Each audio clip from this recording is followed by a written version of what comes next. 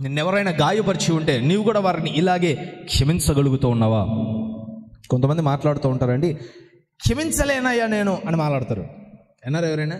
లేకపోతే ఎవరైనా ఇటువంటి డైలాగ్ ఎవరైనా కొట్టారా? పోనీ బహుశా క్షమించలేను నేను అని అనిపిస్తుంది. అన్నీ క్షమించగలను కానీ ఇది క్షమించలేను. ఆ మాట అన్నోడు ఏది క్షమించలేడు. ఇది బాగా గుర్తుపెట్టుకోండి. ఆ డైలాగ్ గనక ఎవరు నోట నేను వచ్చిందనుకో, ఏదైనా క్షమించేవాడినయ్యా, ఇది మాత్రం నేను క్షమించలేను అన్నాడంటే ఏదైనా కాదు, ఏది క్షమించలేడు అని అర్థం. అంతే కదా? క్షమించగలిగినోడు ఏదైనా క్షమిస్తాడు. క్షమించలేనోడు అన్నిటికీ ఒక డైలాగు, ఒక ఏమంటారు, ఒక ముసుగు వెనకేసేసి అన్నీ చేసేవాడిని కానీ ఇది మాత్రం క్షమించలేను అని మాట్లాడతాడు. క్షమాపణ అనేది దీనికి ఉంది, దీనికి లేదు అని లేదు. దేవుని దగ్గర అన్నిటికీ క్షమాపణ. దేవుడికి స్తోత్రం కలుగునుగాక. నేను మీకు ఒక మాట చెప్తానండి. ఫర్గ్యూనెస్కి ఉన్నటువంటి విలువ తెలుసా? ఫర్గ్యూనెస్ ఎంత గొప్పదో, అంటే ఒకరిని క్షమించడం అనేది ఎంత బలమైందో నేను మీకు ఒక విషయం చెప్తాను. అమెరికా కంట్రీలో ఒక సైకో కిల్లర్ ఉన్నాడు.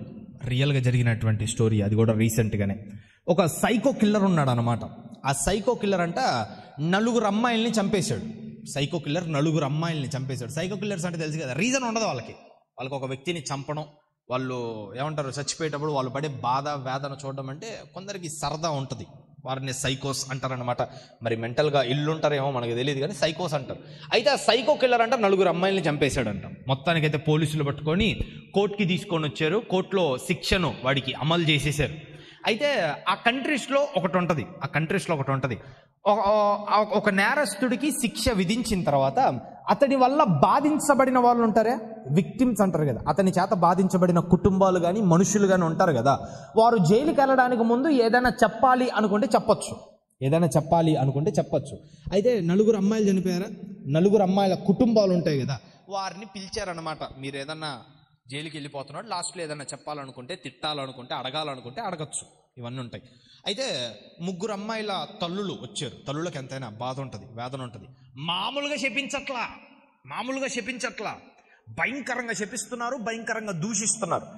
వారు 3 దూషిస్తున్నప్పుడు, వారు 3 తిడుతున్నప్పుడు, వారు 3 శాపాలు పెడుతున్నప్పుడు ఎంజాయ్ చేస్తున్నాడు తెలుసా? నవ్వుకుంటా, నాలుక బయట పెట్టుకుంటా ఇట్లా చేస్తారుగా నార్మల్గా. ఎంజాయ్ చేస్తున్నాడంటే వాళ్ళు తిడతా ఉంటే ఇటు నవ్వుకుంటా ఎంజాయ్ చేస్తున్నాడా, మీరు తిట్టుకునేది మాత్రం నాకేమైనా అయిద్దా అన్నట్టుగా ఎంజాయ్ చేస్తున్నాడు. లాస్ట్లో ఒక అమ్మాయి తండ్రి వచ్చాడు, వాళ్ళ నాన్న వచ్చాడు. నీళ్లు కారిపోతున్నాయి, ఏడుపు వస్తుంది. నీళ్లు తుడుచుకుంటున్నా ఆయన అంటున్నాడు, నువ్వు ఇంతవరకు ఏం చేసావో నాకు అనవసరం, నువ్వు నాకు బాధ కలిగించావు కానీ అది నాకు అనవసరం. కానీ నా దేవుడు, నా యేసయ్య నాకు ఒక మాట చెప్పాడు, క్షమించమని చెప్పాడు. కాబట్టి నేను నిన్ను క్షమిస్తున్నాను, నువ్వు చేసినటువంటి పనులు నేను నిన్ను క్షమిస్తున్నాను అని అన్నాడు. ఈ 3 తల్లులు తిట్టేటప్పుడు, అరిసేటప్పుడు వాడు నవ్వుతున్నాడు, ఆ సైకో కిల్లర్ నవ్వుతున్నాడు. కానీ ఎప్పుడైతే ఈ వ్యక్తి నేను క్షమిస్తున్నాను అని అన్నాడో ఒక్క దెబ్బకి ఏడవడం మొదలుపెట్టాడు. తెలుసా? క్షమాపణ అంటే ఇదే. చాలామంది అంటారు, నేను అది క్షమించలేను, ఇది క్షమించలేను. మరి తండ్రి చేసింది ఏంటి? Simple thing. తన కూతుర్ని చంపినోడిని చూసినప్పుడు ఎలా ఉంటుంది ఎవరికైనా కానీ? చంపేయాలన్నంత కోపం వస్తుంది, కనీసం తిట్టాలి అన్నంత బాధ వస్తుంది, ఏదో ఒకటి తీసుకొని విసరాలి అని అనిపిస్తుంది. కానీ తండ్రి ఏమన్నాడో తెలుసా? ఏడ్చుకుంటున్నా అంటున్నాడు, నా యేసయ్య నాకు ఒక బాధ్యత ఇచ్చాడు, అదేందో చెప్పనా? క్షమించమన్నాడు, నా శత్రువులను క్షమించమన్నాడు. కాబట్టి నేను నిన్ను క్షమిస్తున్నాను, నేను నిన్ను ఫర్గివ్ చేస్తున్నాను అని ఆ తండ్రి చెప్పినప్పుడు 3 తిట్టినప్పుడు నవ్వాడు, కానీ ఆయన క్షమిస్తున్నాను అన్న మాటకి ఏడుపు వచ్చింది. మరి ఆయన లోపల రిగ్రెట్ అయ్యాడేమో, తను చేసిన పనికి బాధపడ్డాడేమో, లేకపోతే మారు మనసు ఆ క్షణంలో వచ్చిందేమో నాకు తెలియదు. కానీ ఇతను అన్న మాటకి ఏడవడం మొదలు పెట్టాడు. That's the power of forgiveness. క్షమించడంలో ఉన్నటువంటి బలం అది. నేను అది చూసినప్పుడు నేను అనుకున్నాను, మరి ఆ తండ్రిలో ఆ ఉద్దేశం ఉండదు కానీ నేను అనుకున్నా, ఈ ముగ్గురు తల్లులు, లేకపోతే ఆ కోర్టు విధించిన శిక్ష కంటే ఈ ఒక్క తండ్రి పెద్ద శిక్ష వేసాడు. అవునా కదా? ఆ 3 తల్లులు తిడతా ఉంటే నవ్వాడు, జైలుకు పోతావు నువ్వు అని ఏమంటారు జడ్జి చెప్తే నవ్వాడు, కానీ ఈయన క్షమిస్తున్నాను అంటే ఏడ్చాడు. గుర్తుపెట్టుకుని, క్షమించడంలో ఉన్నటువంటి బలం అలాంటిది. అయితే మరి నాకు న్యాయం ఎవరు తీరుస్తారయ్యా అంటే పైన వాడు ఉన్నాడుగా, దేవునికి స్తోత్రం కలుగునుగాక. ఆయన నమ్మదగిన వాడు, ఆయన న్యాయము తీర్చు దేవుడు. ఆమేన్. దేవుడు అనేది ఒకటే, 2 వల్ల నీ పొరుగు వాడిని ప్రేమించమన్నాడు అంతే.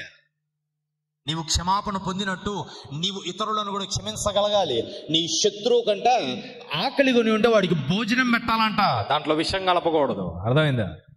గుర్తుపెట్టుకోండి, ఎప్పుడైనా సరే క్షమించడం అనేది చాలా అవసరం. For him to have a long, suffering, cruel death. He's gonna go to hell, and that's where he belongs. Mr. Ridgway, there are people here that hate you.